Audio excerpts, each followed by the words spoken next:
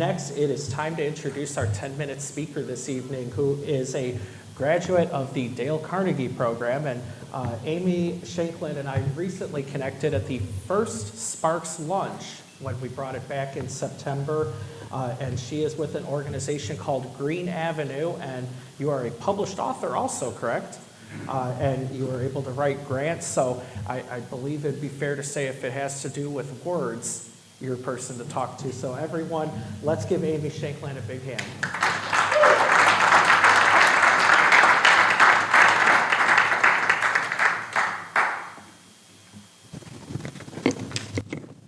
All right, sounds like I'm on.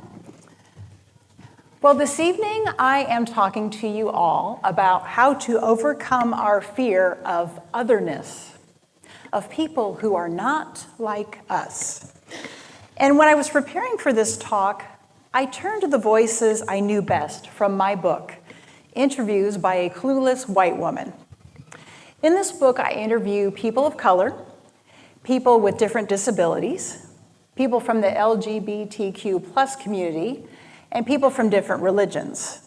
I figured they knew better than I about this topic.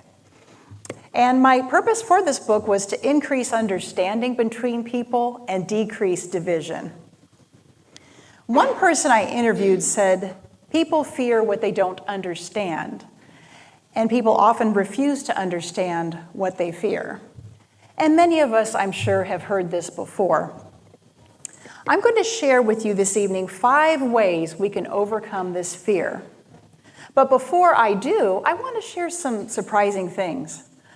A lot of people in the book confess to having implicit, which is automatic, unintentional bias. In fact, we have to recognize we all have biases. My son Jonathan recently said, it's okay to be wrong as long as you learn. Ignorance is not an excuse. And I discovered my own biases when reading the book recently called Blind Spot. Me, the book's author. Whoa, I had them too. We must always strive to eliminate bias. It's hard, scary, yet essential work if we want to improve the world. It seems like there's too little empathy going on today. We have to get away from all about me. And remember, too, while we're on this journey, that we all change our minds in our own time, not when someone tells us something. And in the words of PJ, one of the people I interviewed in the book, give yourself some grace. It's okay. Keep trying. Keep practicing. You'll get there. PJ also goes on to say in the book that we don't live in a cookie-cutter world. Instead, it's a big bowl of spaghetti. It's messy. It's where we're intertwined with one another. So, what are 5 ways we can overcome this fear of people not like us? Number 1, we have to remember otherness is just a part of who they are. A person's color, their religion, their sexual orientation, their disabilities, numerous other characteristics, it's just a piece of the amazing, beautiful puzzle of that individual. And speaking of religion, understanding other people's faiths can make you respect other people more. It can bring you closer to your own faith if you have it. I deepened my Catholic faith during this whole process of creating this book. So remember, otherness is just a part of who they are. Number 2, remember that they are not all that different from us. We're more similar to each other than not. We all eat food, listen to music, read, write, so many things. Why don't we stop emphasizing the differences? Instead, think of the value that someone different from you can bring into your life. And also remember that marginalized groups are not inferior. They prosper if we stop treating them as such. They're capable of great success.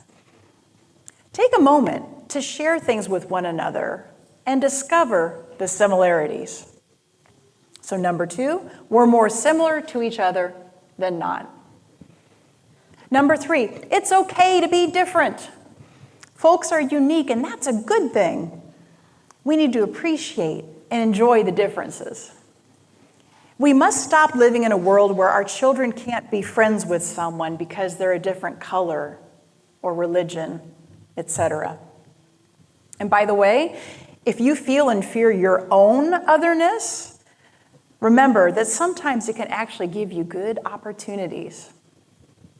So I'm going to repeat, it's okay to be different. Number 4, we need to stop assuming. You've all heard that saying about what happens when you assume. Instead, ask questions and be a good listener. God gave us 2 ears, but only 1 mouth for a reason. But pause and think when you're asking those questions. Don't ask things like, what's wrong with you? Step outside of your comfort zone. Good point earlier, by the way. Once again, it's scary.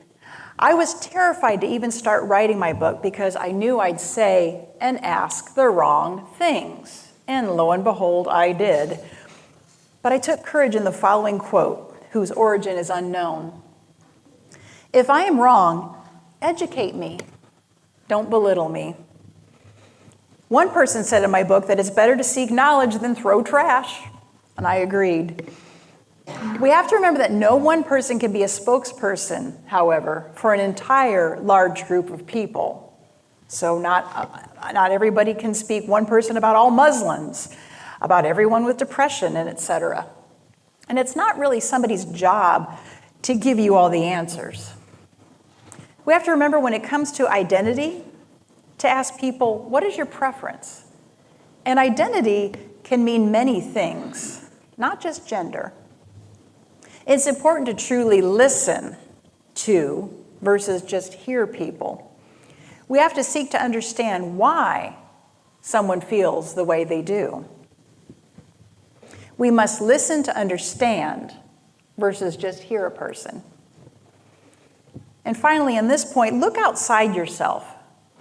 Justin McRoberts said, I can never truly walk in someone else's shoes, but I can walk closely enough to pay attention and believe them when they tell me what it's like to be them.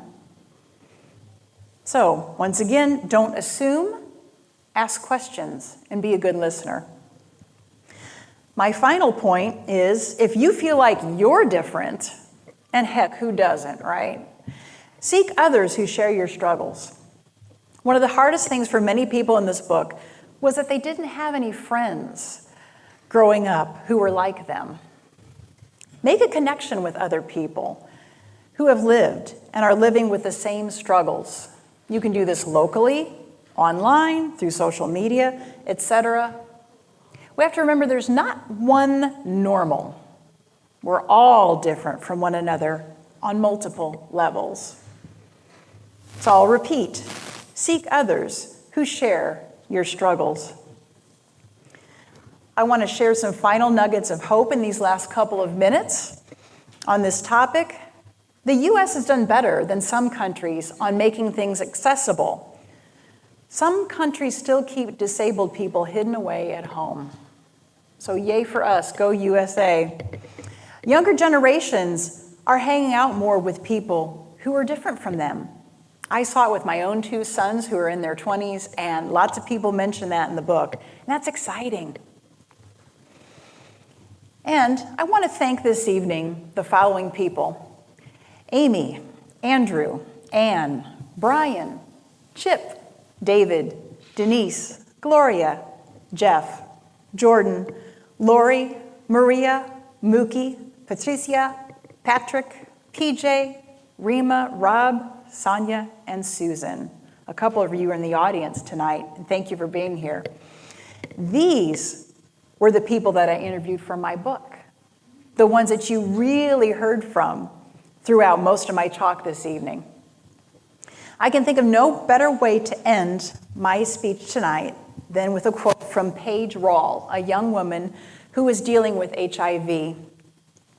She says, if we can let ourselves be united by the simple fact of having a difference, we will be bigger and stronger and more powerful than anyone who might otherwise make us feel small.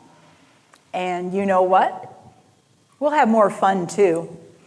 We'll be the world's most colorful block party. Thank you for having me here this evening.